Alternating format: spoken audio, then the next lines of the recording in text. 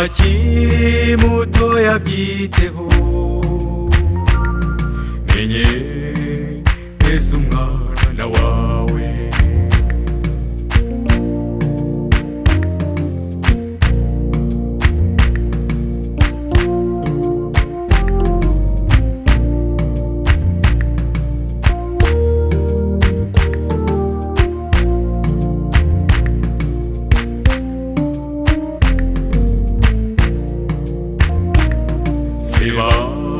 namukeneye iki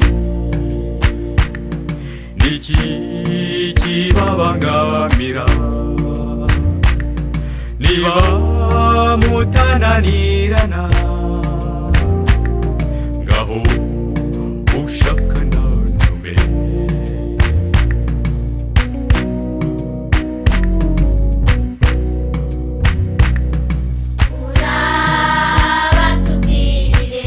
babwire ngo iki ko dukeneye ibirenze ibiryo ko tutakibabona ngo batuganire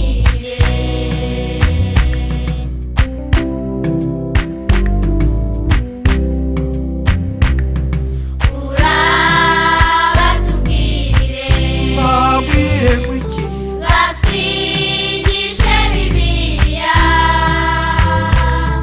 kandi ubatubwire iby'ubatari nk'ibyashize menyereza umwana wawe inzira akwiriye kunyuramo akiri muto yabyiteho menyereza umwana wawe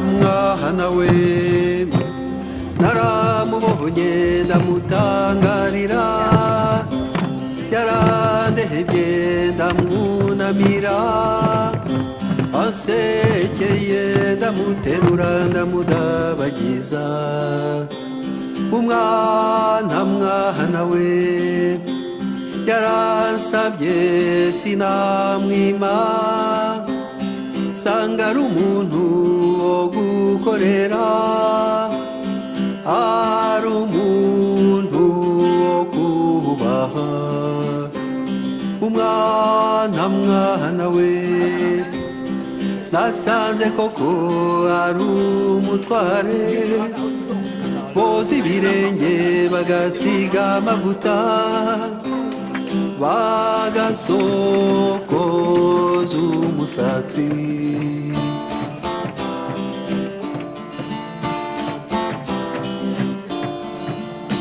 nasanze umwana ari umwami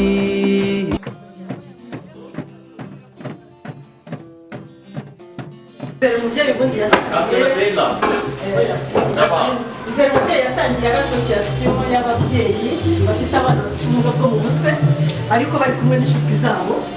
Aha rero inyubako naho twakirira abashyitsi tukabasoza n'inama ariko hariya bakakira mwana we naramubonye ndamutangarira yarandehebye ndamwunamira ansekeye ndamuterura ndamudabagiza mwana we yaransabye sinamwima sanga ari umuntu wo gukorera ari umuntu wo kubaha mwana we basanze koko ari umutware boza ibirenge bagasiga amavuta bagasokoza umusatsi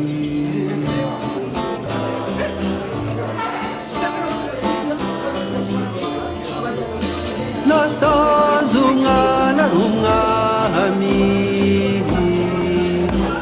ufite umutima wera umwami w'akagaga umwami ufite ubuntu urakeye ariko yashavuzwa inkuba zigakubita imirabyo igahumya amazi ibiyaga bikibirindura umwana n'umutware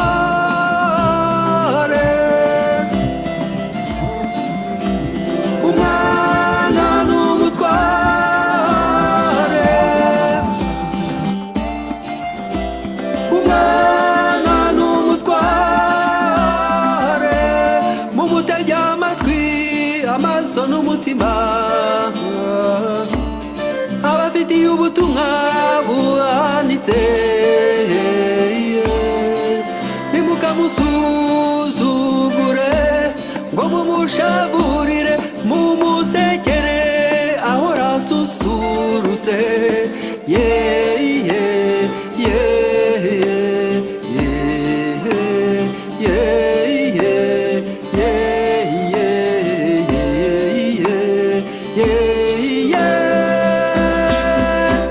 umwana n'umutware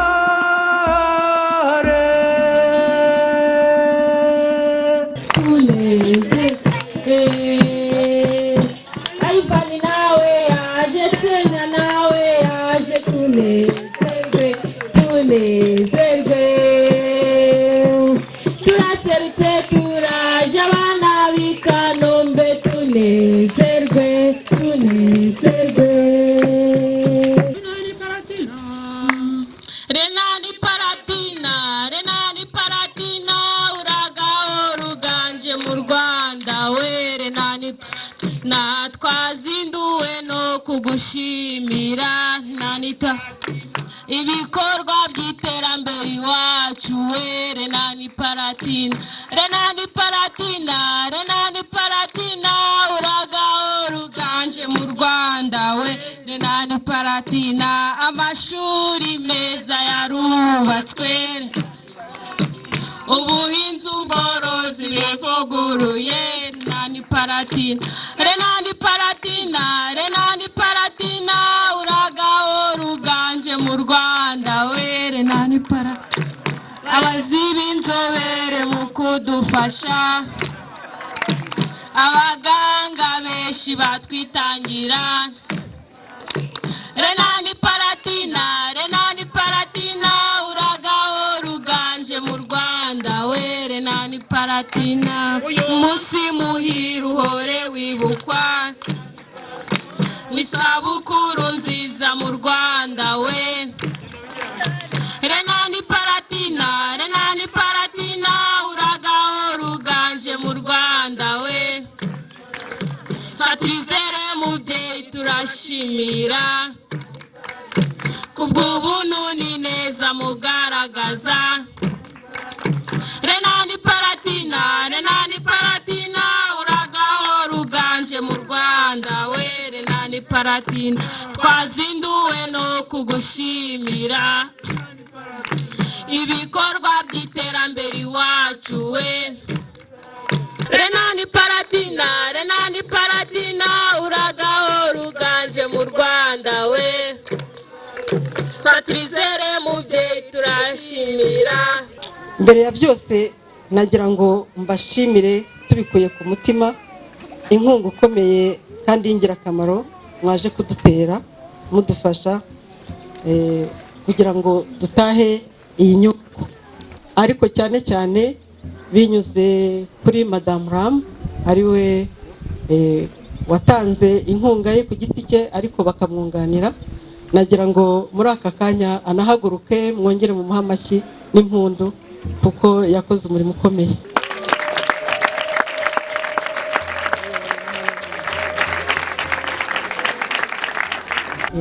Ni iby'igiciro gikomeye rero ibikorwa yakoze, ariko binyuze muri Renani Palatina. Turashimira Renani Palatina yose, turashimira abayobozi b'iki gihugu kuko hari byinshi badufashijemo. Mwese uko muri aha n'ababyeyi n'abana bose hari inkunga yabo batanze, turabashimira. Muri make nagira ngo mbabwire Izere Umubyeyi icyo ari cyo. Mbere yavutse ari association cyangwa se umuryango udaharanira inyungu w'ababyeyi n'inshuti zabo, ababyeyi bafite abana bafite ubumuga bwo mu mutwe cyane cyane. Wavutse rero mu mwaka wa 2004, mu mwaka wa 2008 nibwo wabonye ubuzima gatozi. Uwo muryango wavutse kubera ibibazo byari byugarije abana bafite ubumuga bwo mu mutwe, nta bugororangingo, nta mashuri. Hanyuma ababyeyi bashaka gushaka ibisubizo by'abana babo bafatanyije n'inshuti zabo. Twabanje rero kuba ducumbitse, hanyuma tujya no gukodesha bitugoye.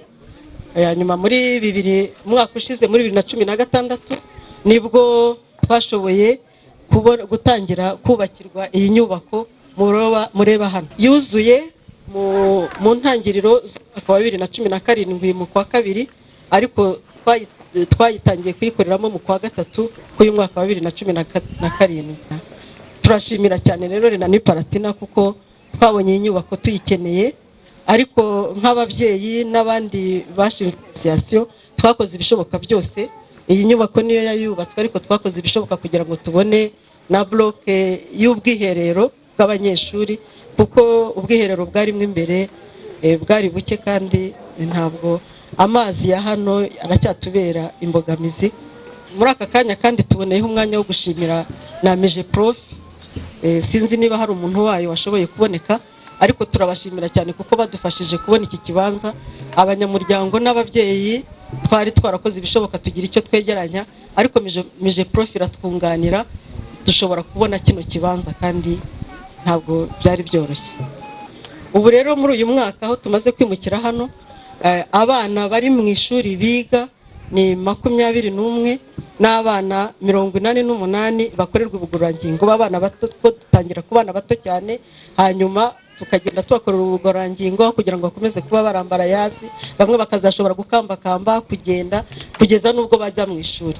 Mu bana rero biga hano tubigisha utuntu dutandukanye nk'uko bamwe bashoboye kubibona. Biga gusoma, kwandika, kubara, tubatoza n'imirimo, ariko cyane cyane hari abatoya bakiva mu ngo tubatoza imirimo ya buri munsi, kumenya kwiyitaho, kwiyuhagira, kurya. Hari n'abadashobora kwitamika ariko bakageraho bakabishobora, hanyuma bagakora n'imirimo ishobora kubabeshaho mu muryango nyarwanda, bishobora kwiharika uturima, korora n'ibindi. Nk'uko mwabonye hano hari ubworozi bw'inkwavu, kandi abana barabikora bakabikurikira. Intego yacu rero cyane cyane mbere y'ibanze ni uburezi. Hanyuma ubu ngubu kubera ko tugifite imbogamizi zo kubona amashuri ahagije, ariko mu myaka yashize abana twabonaga bashobora gukurikira, twabajyanaga mu yandi mashuri dukorana nayo ya primaire cyangwa se amashuri asanzwe, bagakomeza bakiga. Ariko ubu ngubu turateganya ko bikunze mubidufashijemo twashobora no kugira ishuri ridaheza, abandi bana bakaza kwiga hano bakigana n'abandi bafite ubumuga, kandi tugatangirira ku bana bato. Twabasabaga rero cyane cyane inzego zireba nk'urwego rw'akarere kutufasha no kudukorera ubuvugizi muri Minisiteri y'Uburezi.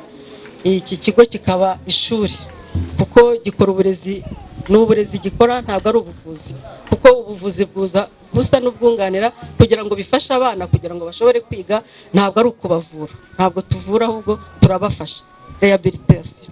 Ikindi twasabaga banyacyubahiro muteraniye hano nuko nubwo mubona iriya nyubako twarayishimiye rwose, Imana ibaha umugisha, ariko haramutse habonetse n'izindi kugira ngo nyine ayo mashuri aboneke, dushobore gukora uburezi budaheza, abana boye kuba bonyine bafite ubumuga babigane n'abandi, byarushaho kuba byiza. niyo mpamvu hariya dufite igishushanyo mbonera, ntabwo ari iriya nzu yonyine iteganijwe, hari n'izindi. Ubwo ngubwo ziramutse zibonetse byadufasha tukaba twabashimira. Ibyo rero bikaba byashimisha cyane ababyeyi twashoboye gukangurira, bakashobora kwakira abana babo, bakabasohora bakabavana mu bwihisho, ariko kubera bwa bukene, kubera kutabona uburyo babageza mu ishuri, bikaba nabyo ari imbogamizi. Ubwo nabyo rero byabafasha bikabashimisha kandi bigatuma batera imbere. Nkaba rero ndangije mbashimira bose hamwe n'ababyeyi turi kumwe, tubikuye ku mutima, uburyo mwitabiriye iki gikorwa, uburyo mwaje kudufasha, turabashimiye. Mugire amahoro.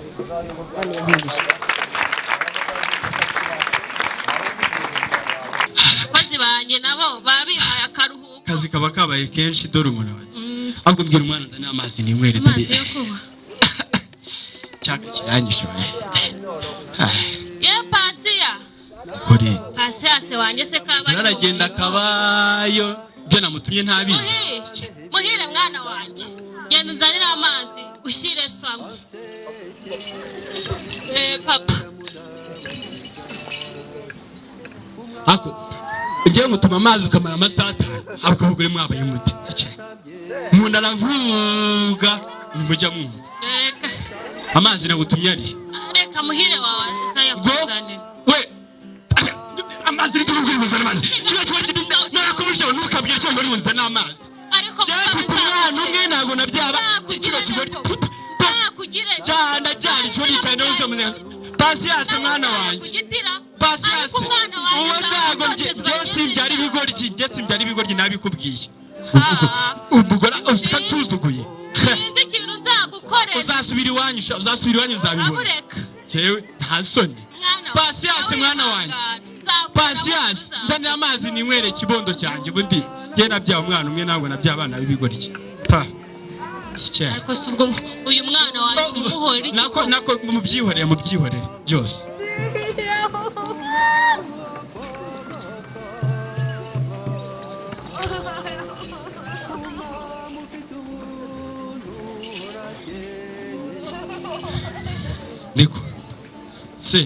Niko Pasiya Shia chori ikizanira amazi. Yagoze papa njena kona rimari. Mwana wa mumbwirire abayananiye. Funga umunwa nase. Niba atari musaza wawe umugore wagasuzuguro ceceka nanjye ngo narashatse narumbije rata nyibwirira mwana wanjye ubundi bazana cya kigo ryuri hehe wagiye uri hano. Yagoze papa njena kona rimari nanaje. Yes. Nanaje kugura inkweto zanjye. Waziguza ariko uyu inkweto nziza. Ariko rero tubwite nyoko ngo mugira inama ajya nkaho byibuze. Uziko mada uziko urutwa n'umwana wibyariye. Uri icyohe uri cyomanzi. Papa. Yagoze papa. Nyibwira rata mwana wanjye n'umundi niwe wenyine mfite. Njamfite ikibazo cy'inkomyi. Nyibwira none se ishuri ryagenze gute? Ikibazo ntabwo kiri ku ishuri kiri hano. Ni ikihe se? Mu rugo se hari ikihe kibazo? Ngewe mfite abakozi ndi umukire. Ku ishuri nta kibazo, ikibazo kiri hano mu rugo. Ikihe kibazo se kandi ikihe kibazo ko ngenzi ko ibintu ari sawa? Ikibazo ni ikihe? Umuvandimwe wanjye ku cy'umwanga. Wowe nakubyaye rego uri umwe wowe ntubizi. Wowe nakubyaye uri umwe ntawe ndi mwana byaye. Reka nabyaye umwana umwe nyoko uriya sinzano yamukuye. Utangiye kuba nka nyoko wowe nane gukundaga. Reka twabyaye umwana umwe nawe twabyaye abana babiri. Kiriya kigoryi sinzano nyoko yagikuye. Yagiye arakiraruza ngiye mbona avuye mu maternity azanye urwana nka ruriya. Ese umba nimbabaye nka nyoko ubwo mugumane. Reka sinjya mbyara ibigoryi. Sinjyara ibigoryi. Ndamubwire.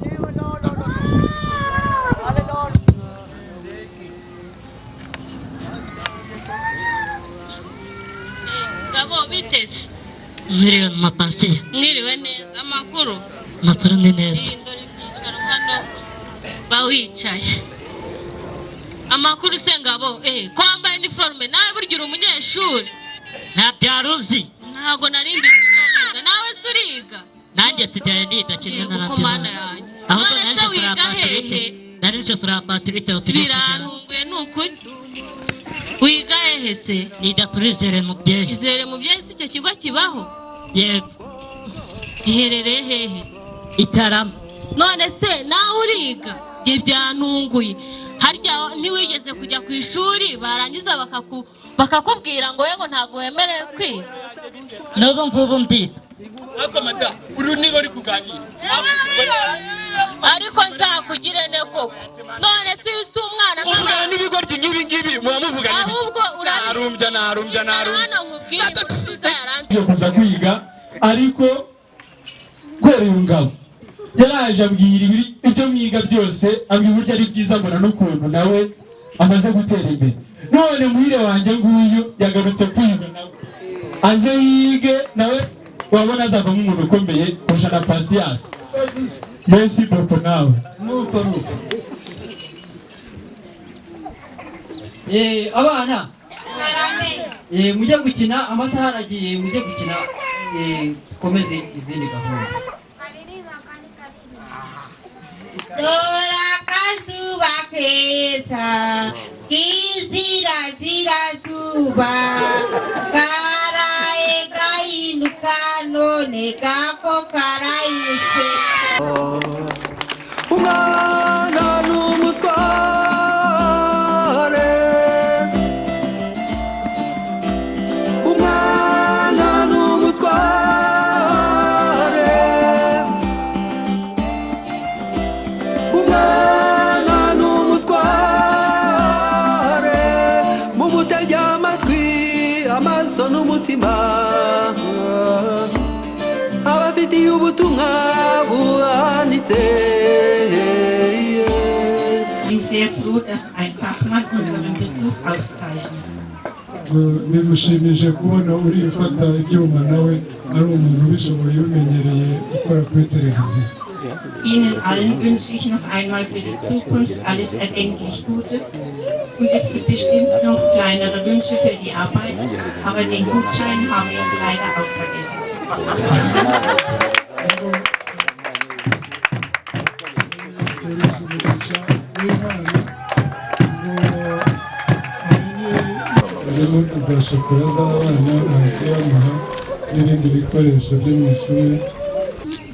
Was uns passiert ist in 1994, das ist nicht der Grund. Ariko harabo byahuye kuko bitewe n'uko bagiye bavuka muri condition zikomeye rimwe na rimwe nta nzira zo kugera ku bitaro ngo bavuke buryo busanzwe niko navuga bamwe bagiye bababyaza sinzi uko nabivuga ariko mu ndimi z'amahanga bavuga ko hari ibyo igihe bakoresha biriya bikoresho bya forceps noneho bikabangiza mu mutwe cyangwa se abandi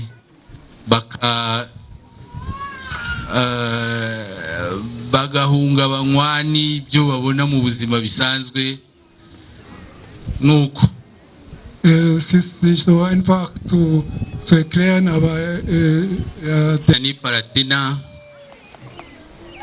ifitanye ubumwe jumelage na Izere Mubyeyi, inkunga yaba y'ibitekerezo duhereye kuri ba expert bagiye batwoherereza ndetse n'umuyobozi wacu akanyarukirayo bakaganira nawe akanareba nabo uko barera abana baho, ndetse hano batubwiye ko harimo n'abarimu babo bana bari hano. Rwose ndashima Renani Palatina uburyo yakomeje kudutera inkunga kandi ikaba ikidutera inkunga.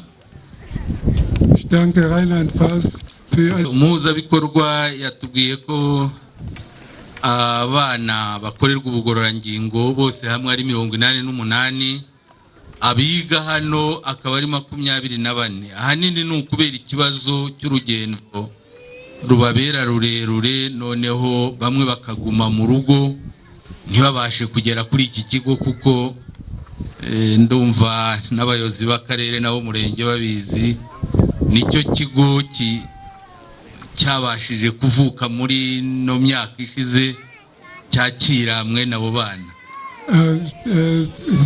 Bityo rero ababyeyi twagerageje kwishyira hamwe turisuganya kugira ngo abana tujye tubategera imodoka ibageza hano, ariko bamwe ntibabasha gutanga inkunga ku buryo biboroheye. Mbese biragaragara ko hakenewe ikigendesho cyajya kibageza hano bakahagera ari benshi, kuko hano hakenewe ko aba bana bose bahahurira, ni hanini, bakajya bahaganirira, bakaharererwa, bakahakinira. Ikindi kandi nk'uko umuhuzabikorwa yigeze kubikomozaho, ni uko aha hantu ni hanini, hakenewe inyubako ariko tudafitiye ubushobozi, turacyabura ubushobozi, turacyiyubaka, ntituzi igihe ubushobozi buzabonekera buhagije, ariko turizera buhoro buhoro. Nyine murumva uko twitwa izere mubyeyi, turizera ko bizagenda bitungana buhoro buhoro. Abatubereye hejuru muri Minaroke, abadepite baduhagarariye n'abandi bajya badushakashakira bakatuvuganira wenda hari icyashoboka.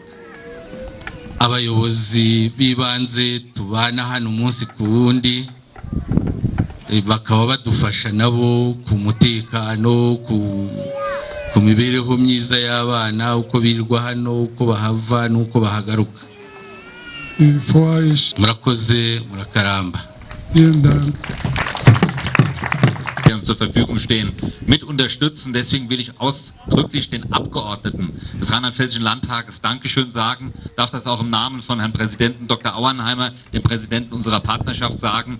Wir sind als diejenigen, die Rheinland-Pfalz repräsentieren dürfen, wirklich, und auch dieses Wort will ich bewusst ein weiteres Mal in den Mund nehmen, stolz auf Sie, auf so ausgezeichnete Mitbürgerinnen und Mitbürger. Deswegen ist es gut, dass wir diese Partnerschaft in der Art und Weise, wie es heute möglich ist, erleben dürfen. Ngo bibatera ibyishimo cyane rero nk'abayobozi bwo babona ukuntu abo bayobora bakora, babafasha mu byo bakora byose, ngo kandi avuze nyine n'abayobozi barimo hano b'abadepite bo mu nama ishinga amategeko iwabo bamuherekeje, kuko abo baturage iyo bashoboye kubona izo nkunga bakabona amafaranga bohereza hano, leta nayo igira akayo yongeraho. Ubwo nabyo birumvikana ko n'abayobozi bari hano bafite icyo bakora gikomeye. Sehr geehrte Frau Direktorin, meine Frau arbeitet in einer Förderschule mit behinderten Kindern und wir betreuen hier am Kiefersee auch gemeinsam eine Einrichtung, eine Internatsschule für Kinder mit Behinderungen. Und ich kann mir einigermaßen vorstellen, was das für eine wirklich großartige Leistung von den Kindern ist, dieses Schauspiel aufzuführen, dieses Lied zu singen, diese Musik uns vorzuführen. Und das geht wirklich zu Herzen. Und auch dafür wollen wir ausdrücklich den Kindern und dem Personal, das das mit ihnen einstudiert hat, ein herzliches Dankeschön sagen. Aboneyeho kumenyesha ko nawe uwo bashakanye umugore we akora mu kigo kijya kumera nk'iki, nacyo cyakira abana bafite ubumuga, ngo nawe bashakanye umugore we bafite ikindi kigo bafasha batera inkunga ku Kibuye, mu bice cyo ku Kibuye, ku buryo ngo mbega azi akazi muba mukora nko kubona abana bajya hano imbere bakaririmba iriya ndirimbo cyangwa bagakina uriya mukino ngo azi ko bitoroshye cyane, niyo mpamvu ahindukiye agashimira abana n'ababafashije kuririmba no kutwereka biriya bikino hano. Das, was Sie mit den Kindern geleistet haben, das leistet man üblicherweise in einer Schule. Deswegen kann ich Ihren Wunsch wirklich sehr verstehen. Ich will auch ausdrücklich Dankeschön sagen an die Eltern, die sich so engagiert unter sehr schwierigen Bedingungen eingebracht haben. Und auch diese Rede des Elternvertreters, des Vaters, hat uns, glaube ich, alle sehr beeindruckt. Ngo kandi nyine ngo abizi nyine ukuntu biba biruhije, noneho n'umwanya wo gushimira ababyeyi nabo azi nabo ko bitaborohera, ngo kandi n'ibyo mwavuze byo gushaka kuba ishuri, ngo kumva ko ari ishuri kuko ibyo mukora ni ishuri ikora, ni ishuri rishobora kubikora, ngo akaba ashimiye uyu uhagarariye ababyeyi washoboye ngo ijambo yavuze rwose ngo ryabashimije byabageze ku mutima. Meine sehr geehrten Damen und Herren, ich glaube, wir haben heute sehr eindrucksvolle Reden gehört und wir haben hier den Sinn dieser Maßnahme mehr als erfassen können. Mit den Augen, mit den Ohren und ich behaupte auch mit unseren Herzen. Deswegen wünsche ich dieser Einrichtung alles Gute. Vielleicht ergibt sich wieder mal die Gelegenheit, dass wir auch bei den weiteren Wünschen helfen können. Für heute habe ich symbolisch mal 2 Fußbälle mitgebracht. Mit Bällen kann man bestimmt spielen und einen kleinen Scheck, der Ihre Arbeit ein wenig unterstützen soll. Meine sehr geehrten Damen und Herren, vielen Dank, dass Sie uns hier so freundlich empfangen und aufgenommen haben. Das werden wir in sehr, sehr guter Erinnerung behalten. Vielen herzlichen Dank. ngo ibintu mwagezeho cyane cyane ngo babyiboneye n'amaso yabo, ngo kubyumva ntabwo biba ari kimwe no kubibona, ngo babibonesha amaso, barabyumvise uko muvuga. None rero nawe ayishimye, nawe impano yoroheje yari yitwaje iriya mipira, ngo n'iriya rupapuro rwerekana agasheke afite mu ntoki ko kubafasha mu tuntu tworoheje.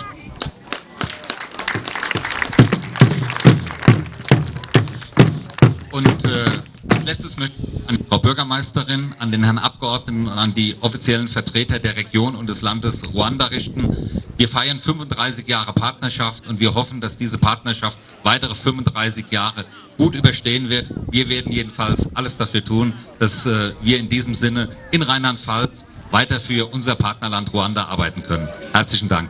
Ngo aboneho kushimira meya, nyakubahwa meya uri hano n'abandi bayobozi bari hano, babamenyesha ko iyi jimeraje imaze imyaka 35, bakaba bizeye ko bazongera bakamara indi 35, ngo kandi yizeye ko muzakomeza mugafatanya mugakorana neza.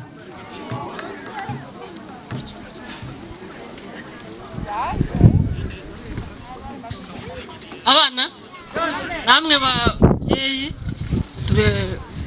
uyu mushyitsi mukuru umaze kudusura aduhaye impano y'ibihumbi 150 n'imipira yo gukina mwayibonye.